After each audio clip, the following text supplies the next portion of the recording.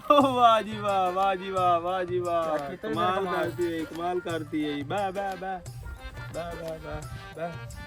कमाल करती शोरा, कमाल करती है।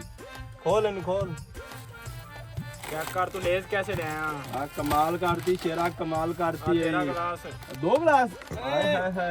ਤੁਹਾਨੂੰ ਸ਼ਰਮ ਨਹੀਂ ਆਦੀ? ਰਮਜ਼ਾਨ ਸ਼ਰੀਫ ਦਾ ਕਿੰਨਾ ਸੋਹਣਾ ਮਹੀਨਾ ਹੈ। ਇੱਕ ਤਾਂ ਰੋਜ਼ੇ ਨਹੀਂ ਰੱਖਦੇ ਜੋ ਤੂੰ ਸ਼ਰੇਆਮ ਬਹਿ ਤੇ ਖਾਧੇ ਜਾਂਦੇ ਜੇ ਤੁਸੀਂ। ਤੁਹਾਡਾ ਰੋਜ਼ਾ ਜੀ? ਨਹੀਂ ਨਹੀਂ ਮੇਰਾ ਰੋਜ਼ਾ ਨਹੀਂ ਹੈਗਾ। ਇਹਦਾ ਇਹ ਮਤਲਬ ਤਾਂ ਨਹੀਂ ਹੈਗਾ ਕਿ ਤੁਸੀਂ ਰੋਜ਼ੇ ਨਹੀਂ ਰੱਖਣੇ ਤੇ ਸ਼ਰੇਆਮ ਬਹਿ ਤੇ ਖਾਧੇ ਇਤਰਾਮ ਕਰਦੇ ਪਿਆ, ਬਿਲਕੁਲ ਇਤਰਾਮ ਕਰਦੇ ਪਿਆ। ਤੁਸੀਂ ਇੱਥੇ ਆ ਥੱਲੇ ਆ ਜਾਓ, ਥੱਲੇ ਆ ਜਾਓ, ਥੱਲੇ ਆ ਜੀ, ਥੱਲੇ ਆ ਕੇ ਗੱਲ ਤੇ ਖਾਣੇ ਸ਼ਹਿਰ ਤੇ ਆ ਜਾਓ।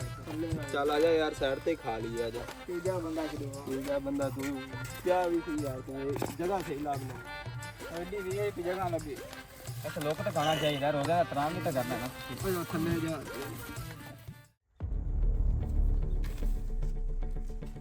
ਹੈ ਤੇ ਫਿਰ ਇੱਥੇ ਬੈਠ ਖਾਧੀ ਜਾਂਦੇ ਨੇ। ਕਾਰੀ ਸਾਹਿਬ, ਹਾਂਜੀ ਹਾਂਜੀ ਇਹ ਮੁੰਡੇ 3 ਜਣੇ, ਹਾਂਜੀ। ਇਹ ਡੇਲੀ ਇੱਥੇ ਬੈਠ ਕੁਛ ਨਾ ਕੁਛ ਖਾਂਦੇ ਪਏ ਹੁੰਦੇ ਨੇ ਤੇ ਰਮਜ਼ਾਨ ਦਾ ਮਹੀਨਾ ਹੈ ਤੇ ਇਹਨਾਂ ਨੂੰ ਕੋਈ ਹਯਾ ਨਹੀਂ ਹੈਗੀ। ਮਤਲਬ ਰੋਜ਼ੇ ਨਹੀਂ ਰੱਖਦੇ? ਨਹੀਂ ਰੱਖਦੇ। ਚਲੋ ਇਹਨਾਂ ਨਾਲ ਫਿਰ ਥੋੜੀ ਜਿਹੀ ਗੱਲਬਾਤ ਕਰਨੇ ਆ, ਸਮਝਾਣੇ ਆ ਆਪਾਂ। ਆ ਜਾਓ ਚਲੋ।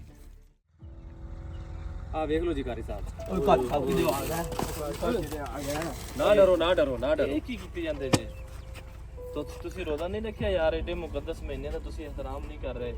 ਇਹ ਅੱਲਾਹ ਤਾਲਾ ਨੇ ਸਾਨੂੰ ਬੜਾ ਖਾਸ ਮਹੀਨਾ ਦੀ ਤੋਹਫਾ ਦਿੱਤਾ ਹੈ ਕਿ ਹਜ਼ੂਰ ਇਸਲਾਮ ਨੇ ਫਰਮਾਇਆ ਕਿ ਜਿਹੜਾ ਬੰਦਾ ਇਸ ਮਹੀਨੇ ਦਾ ਆਪਣੀ ਜ਼ਿੰਦਗੀ ਇਸ ਮਹੀਨੇ ਨੂੰ ਪਾਵੇ ਔਰ ਇਸ ਮਹੀਨੇ ਦਾ ਇਹਤਰਾਮ ਨਾ ਕਰੇ, ਹਜ਼ੂਰ ਨੇ ਫਰਮਾਇਆ ਕਿ ਉਹ ਬਦਬਖਤ ਤਰੀਨ ਸ਼ਖਸ ਹੈ। ਹਾਂਜੀ। ਤੇ ਸਾਡੇ ਵਾਸਤੇ ਇਹ ਅੱਲਾਹ ਦੀ ਤਰਫ ਇੱਕ ਇਨਾਇਤ ਔਰ ਤੋਹਫਾ ਹੈ ਕਿ ਅਸੀਂ ਆਦੇ ਰੱਬ ਨੂੰ ਰਾਜ਼ੀ ਕਰ ਲਈਏ ਔਰ ਆਦੇ ਗੁਨਾਹਾਂ ਨੂੰ ਅੱਲਾਹ ਤਾਲਾ ਦੀ ਬਾਰਗਾਹ ਚੋਂ ਬਖਸ਼ਿਸ਼ ਦੀ ਸਨਦ ਲੈ ਲਈਏ।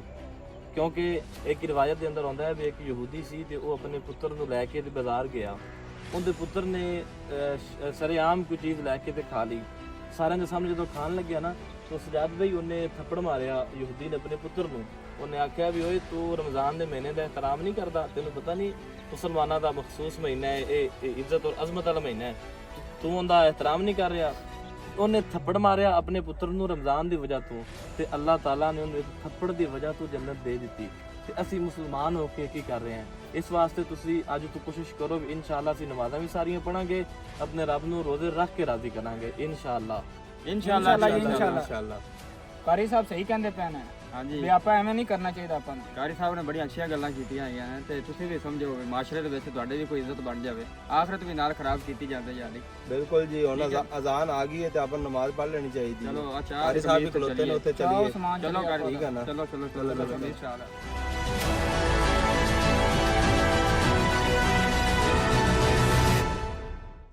ਦੋਸਤੋ, ਇਹ ਦੀਨ ਦਾ ਮੈਸੇਜ ਤੁਹਾਨੂੰ ਸਮਝ ਆ ਗਿਆ ਹੋਣਾ ਹੈ ਰੋਜ਼ੇ ਦੇ ਮੁਤਲਕ। ਸਾਡੀ ਫਨੀ ਵੀਡੀਓ ਤੁਸੀਂ ਵੇਖਦੇ ਹੀ ਜੇ ਤੇ ਅਸੀਂ ਕਿਹਾ ਕੋਈ ਪਬਲਿਕ ਮੈਸੇਜ ਰਮਜ਼ਾਨ ਦੇ ਮੁਤਲਕ ਬਣਾਈ। ਹਾਂਜੀ ਬਿਲਕੁਲ, ਤੇ ਤੁਸੀਂ ਇਹ ਜ਼ਿਆਦਾ ਤੋਂ ਜ਼ਿਆਦਾ ਸ਼ੇਅਰ ਕਰਨਾ ਹੈ ਲਾਜ਼ਮੀ।